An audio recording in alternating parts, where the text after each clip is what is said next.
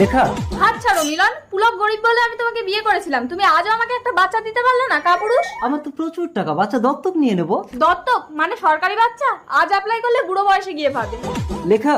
পুলক টাকা পাঠাও, আমি আইফোন কিনবো। কদিন পরেই তুমি মা হবে বলে আমি তো সামান্য রোজগার করতে দিনরাত বাইরেই পড়ে আছি দীপা। অত জানি না, তুমি আইফোন কিনে দেবে হ্যাঁ কি না? আরে আমি তো সবেমাত্র কদিন কাজে এলাম। হ্যালো হ্যালো দাঁড়ান, আপনাকে আইফোন যদি আমি কিনে দেই? তাহলে আপনি যা চাইবেন আমি তাই দেবো। আমি আপনার পেটের বাচ্চাটা চাই, আমি রাজি। 6 মাস পর। পুলক লেখা।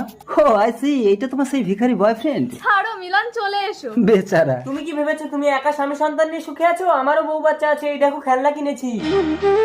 দীপা আমাদের ছেলে কোথায়? পেছনে কি লুকোচ্ছো দেখি? টেনটেনা।